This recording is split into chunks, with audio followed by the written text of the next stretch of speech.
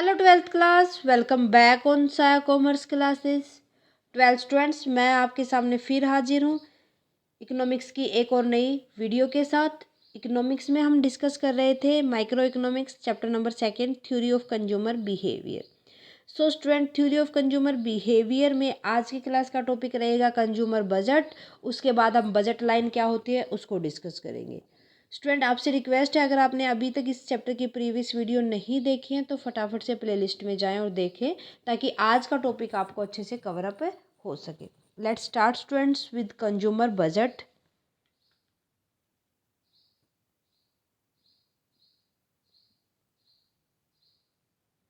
Okay, सो consumer budget. भाई, consumer budget क्या होता है वो देखना आपको। कंज्यूमर बजट ये बताता है कि जब हम कोई भी गुड्स और सर्विसेज का कॉम्बिनेशन खरीदते हैं, किस बेस पे कि उसका करंट प्राइस क्या है और उस टाइम पर उस कंज्यूमर की इनकम कितनी है। सो ये जो कॉम्बिनेशन होगा ये कंज्यूमर बजट कहलाएगा कि कंज्यूमर का बजट कितने में बनता है। हम कहते हैं ना कि भाई मेरा तो बजट इतना ही है ये चीज़ें खरीदने के लिए, आप बताओ अपना।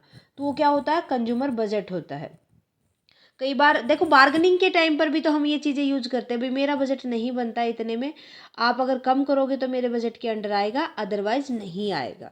सो क्या होता है, कंज्यूमर बजट होता है। A budget limitation refer to the many combination of goods and services that a customer can purchase based on current price and income।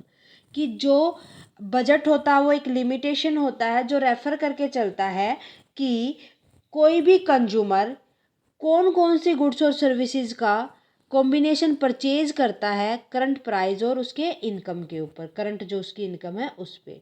सो जो टर्म होती है consumer budget refer to the consumers real money और purchasing power, की means यही बताती है कि कितने रियलिटी में वो कितने पैसे में उस गुड्स को खरीद सकता है, उस गुड्स को खरीदने की उसकी परचेजिंग पावर है या नहीं है। Which he can use to purchase quantity bundle of two item at set price। It means that a consumer can only buy good in combination bundle that cost less than or equal to his income। कि bundle का मतलब क्या होगा, यहाँ पर दो goods वो खरीदेगा किसके ऊपर, जितने में उसका बजट होगा, जो उसकी इनकम के इक्वल होगा और जो उस प्राइस के ऊपर होगा, कम प्राइस में होगा।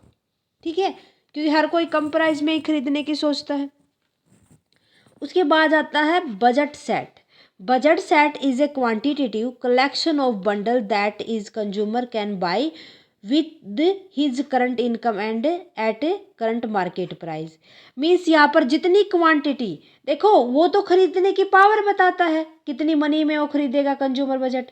सो बजट सेट होगा वो क्या बताएगा कि कितनी क्वांटिटी। मीन्स वो एप्पल और बनाना खरीदता है, मान लो 2 क्वांटिटी उसने बनाना की खरीदी और 3 क्वांटिटी एप्पल की खरीदी, 2 और 3 क्वांटिटी उसने बनाना की खरीदी।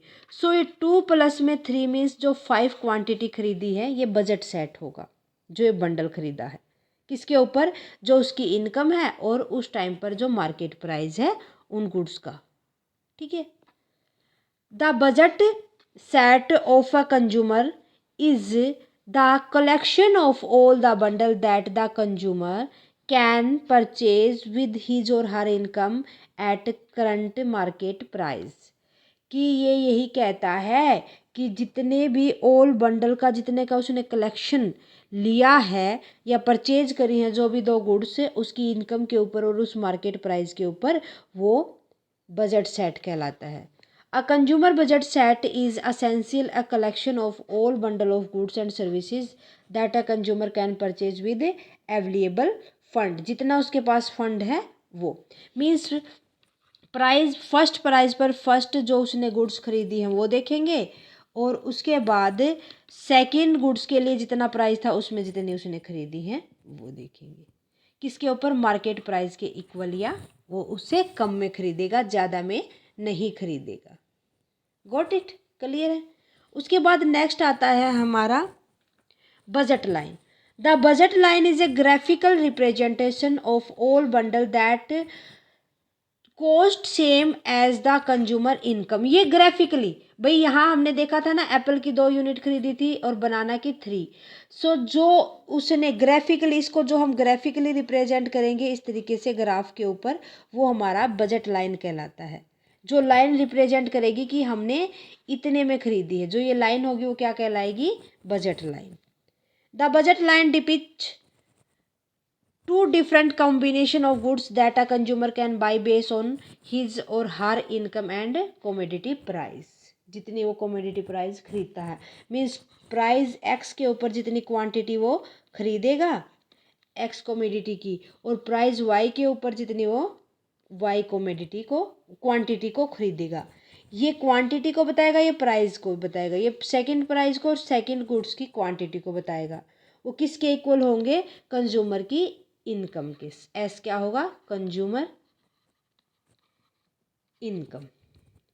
ठीक है, ये मैंने बता दिया प्राइस ऑफ एक्स गुड्स, ये बता दिया quantity of X commodity, price of X commodity and quantity of Y, quantity of Y commodity. ठीक है, उसके बाद देखो ग्राफिकली रिप्रेजेंट कैसे करेंगे? Change in budget line. Change in budget line क्या बताता है? यहाँ पर ये देखना, जो ग्राफिकली रिप्रेजेंटेशन समझेंगे ना, देखो ये वाला टॉपिक, चेंज इन इनकम और चेंज इन प्राइस, जो किसको बताएगा? चेंज इन बजट लाइन को।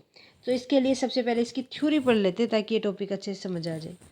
Change in budget line, there can be parallel shift या लेफ्टवर्ड और rightward shift due to change in income of a consumer. कि जब किसी भी कंज्यूमर की इनकम में इंक्रीमेंट होता है तो ये शिफ्ट अपने आप ही होगा। होगा कैसे? बट पैरेलल होगा, या तो नीचे जाएगा या ऊपर जाएगा। कम होगी तो नीचे की साइड आएगा, अगर ज़्यादा होगी तो ऊपर की साइड जाएगा। A rise in income of consumer shift the budget line rightward. अगर कंज्यूमर की इनकम क्या होती है? बढ़ जाती है तो ये राइटवर्ड जाएगा, अगर कम हो जाती है तो लेफ्टवर्ड आएगा।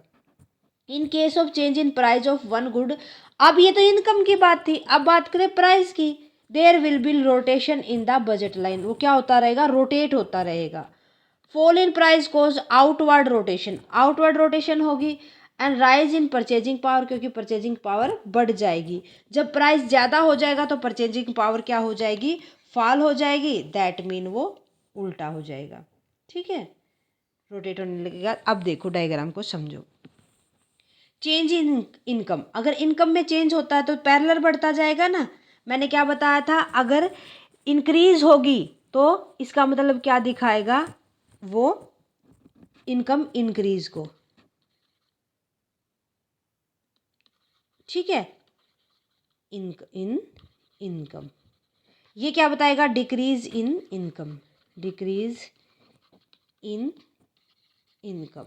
अब बजट प्राइस, अब प्राइस में चेंज आया, क्या आया? प्राइस में चेंज। बजट लाइन क्या करेगी? भाई प्राइस में जो चेंज आया ना वो यहाँ पर तो सेम ही रहेगा, रोटेट होने लग जाएगा अपवर्ड या डाउनवर्ड। प्राइस कम होंगे तो इस तरीके से नीचे की साइड, ऊपर की साइड चला जाएगा। प्राइस ज़्यादा होंगे तो ये नीचे की साइड आ जाएगा, यहाँ पर डाउनवर्ड। ये रोटेशन होगा, इसी तरीके से घूमेगा एक पॉइंट से। ये हमें ध्यान रखना है बस थोड़ा सा चेंज इन बजट के अंदर। क्लियर है? सो होप आपको समझ आ गया होगा कि कंज्यूमर बजट क्या है। इसी के साथ स्टूडेंट आज की क्लास में बस इतना ही। आज की क्लास हम यहीं पर ख़त्म करते हैं। होप आपको आज का टॉपिक अच्छे से समझ आ गया होगा। डाउट है तो मुझे कमेंट करके बता दीजिए, साथ के साथ कमेंट करके बता दीजिए कि आज की क्लास कैसी लगी। अच्छी लगे तो प्लीज़ लाइक और अदर स्टूडेंट के साथ भी शेयर करें। Thank you very much student, मिलते हैं नेक्स्ट क्लास में विद नेक्स्ट टॉपिक के साथ।